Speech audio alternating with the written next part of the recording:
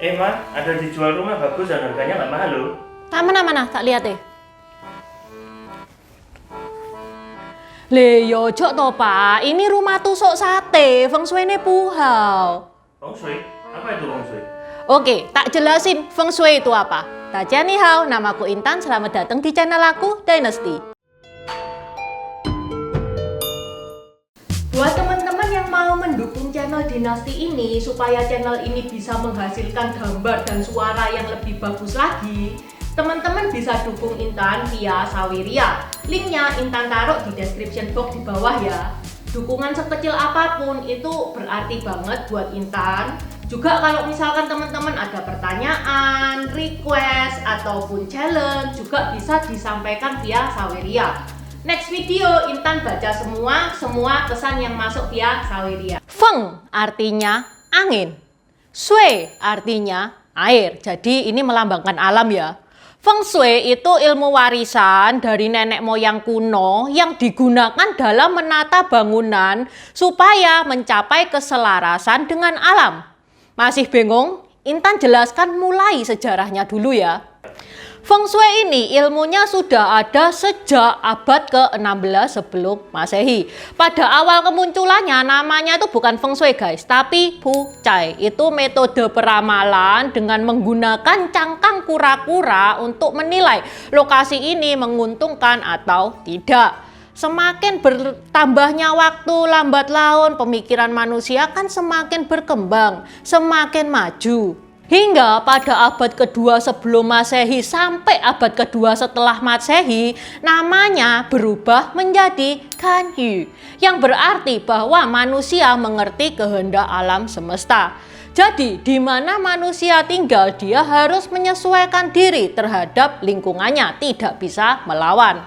Misalkan ada orang nih ya, namanya Adi. Adi ini dia orang yang nggak tahan dingin. Terus suatu hari bosnya itu bilang, Di, kamu tak tugasin ke Kutub Utara mau?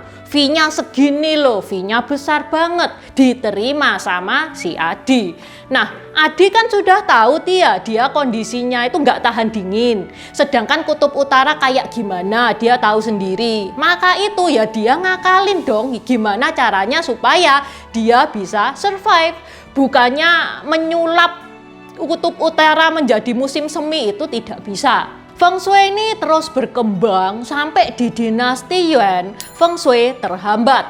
Buku-buku Feng Shui itu dibakar dan Feng Shui itu hilang sampai 100 tahun. Tetapi setelah dinasti Yuan runtuh, Feng Shui itu mulai muncul dan dipelajari lagi. Orang awam juga banyak yang mempelajari Feng Shui karena Feng Shui itu ada teorinya, ada hitung-hitungannya. Nggak harus orang yang punya indera keenam kayak Roy Kiyoshi itu yang bisa Feng Shui, enggak. Orang awam juga bisa Feng Shui kalau ngerti teori dan hitung-hitungannya. Itu bisa dipelajari. Setelah RRC berdiri, ini zamannya Mao Zedong ini ya guys ya, Feng Shui dilarang. Karena dianggap sama Mao Zedong ini bodoh-bodohin rakyat ini. Tahu sendiri juga kan Mao Zedong itu orangnya kayak gimana. Buat temen-temen yang nggak tahu kegilaannya Mao Zedong itu kayak gimana, ini ya linknya ada di atas. Di deskripsi juga sudah Intan taruh. Kemudian karena Tiongkok itu sejak ada jalur sutra, terus gitu Tiongkok sendiri itu sudah semakin kacau di akhir-akhir dinasti Qing. Sejak itu banyak orang itu merantau, ada yang ke Eropa, bahkan di Indonesia juga ada. Para perantau ini itu dia yang ngasih ilmu Feng Shui ke orang-orang sekitar. Hitung-hitungannya Feng Shui itu akhirnya menyebar di seluruh dunia. Feng Shui ini bukan agama ya guys ya, juga nggak ada bukti ilmiah bahwa Feng Shui ini berhubungan dengan nasib sial. Tapi tahu nggak guys, Feng Shui ini juga bukan asbun loh. Ada yang benar itu ada dan banyak. Misalkan contohnya salah satu ya, di Feng Shui dari zaman dulu-dulu sudah dianjurkan rumah yang baik itu rumah yang menghadap ke timur. Dan setiap pagi pintu dan jendela itu dibuka supaya sinar matahari itu masuk. Alasannya Feng Shui supaya ada energi Qi positif yang masuk. Apa itu energi Qi positif? Nanti Intan jelaskan, sabar. Tapi tahu nggak teman-teman, setelah diriset lebih lanjut ternyata sinar matahari mengandung vitamin D yang notabene baik untuk tulang. Yang kedua, sinar matahari terbukti efektif membunuh kuman dan bakteri yang ada di dalam rumah. Coba teman-teman bayangkan kalau rumahnya tidak pernah kemasukan sinar matahari, pasti pengap, dan rumah yang pengap itu memang sarang penyakit. Tadi Cik Intan bilang C positif, apa itu C positif itu? Jadi unsur feng shui ada 3. Yang pertama adalah Qi. Apa toh Qi itu? Qi itu energi yang tidak terlihat seperti sinar matahari, pergerakan udara. Qi itu dibagi 2, ada yang positif dan negatif. Qi positif namanya Sheng Qi, seperti sinar matahari pagi. Qi yang negatif adalah Sha Qi. Qi ini dipercayai bisa mengatur kekuatan alam yang berkaitan dengan pikiran sadar dan emosi manusia. Misalkan nih ya, di Feng Shui itu dibilang warna hijau itu warna yang meredakan emosi. Orang marah-marah lihat warna hijau itu langsung hilang marahnya. Ya udah, akhirnya tembok dicat dengan warna hijau. Jadi teman-teman kalau misalkan punya pasangan yang pemarah, rumahnya dicat warna hijau aja. Unsur feng shui yang kedua adalah yin and yang. Yin and yang gambarnya seperti ini, bulat, hitam, putih. Yin and yang ini adalah salah satu filosofi Tionghoa di mana warna hitam ini menggambarkan yin. Yin itu menggambarkan feminim, negatif, tapi negatif bukan berarti jelek loh ya. Menggambarkan gelap. Sedangkan yang ini yang warna putih, ini menggambarkan cerah, positif, maskulin, terang. Yin and yang adalah simbol sesuatu yang berlawanan, seperti gelap dan terang. Gelap itu yin, terang itu yang. Matahari dan bulan, matahari itu yang, bulan itu yin.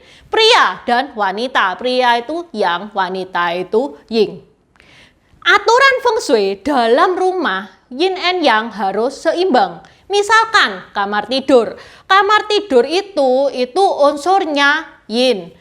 Tidur adalah kegiatan yin. Jadi di kamar tidur itu ya harus disupport dengan hal-hal yang mengandung yin. Seperti yin kan unsurnya gelap. Ya di kamar tidur lampunya jangan terlalu terang, yang redup-redup aja supaya energinya yin itu bekerja. Yang kedua, jangan masukkan TV di kamar karena nonton TV itu unsur yang. Juga kamar itu ndak usah didekor yang heboh-heboh gitu dah, yang biasa-biasa aja supaya bisa tidur enak. Sebaliknya, ruang tamu, ruang kerja, dapur, ini semuanya adalah unsur yang. Dan sebaliknya, di 3 tempat ini pakai lampu yang terang. Boleh juga ada foto keluarga di tempat kerja dikasih foto keluarga, itu boleh. Kalau foto selingkuhan enggak boleh loh ya. Dikasih lukisan juga boleh karena itu memang membuat kita semakin semangat untuk bekerja. Selain Qi dan Yin and Yang, unsur ketiga dari Feng Shui adalah 5 elemen atau Wu Xing. 5 elemen itu unsur tanah, unsur air, unsur api, unsur logam, dan unsur kayu. Contohnya seperti ini ya. Kompor itu elemennya api. Wastafel elemennya air. Api dan air itu tidak boleh berhadapan. Kalau nabrak unsur yang berlawanan ini itu jong. Nggak baik, nggak bagus. Loh kalau terlanjur gimana Cik Intan? Lawang aku belinya kayak gini, masa harus renovasi? Ya enggak dong, lah itulah tujuannya ahli feng shui. Ahli feng shui itu enggak serta-merta nyuruh, Mbak Roma renovasi, ya enggak. Bisa diakalin itu bisa. Misalkan tengah-tengahnya itu dikasih pot bunga, karena pot bunga itu unsurnya kayu. Jadi elemen air dan elemen api itu tidak nabrak karena ada kayunya. Jelas ya guys ya mengenai 3 elemen feng shui ini. Biasanya nih, penyakitnya temen-temen nih, habis Intan bikin video ini terus komen.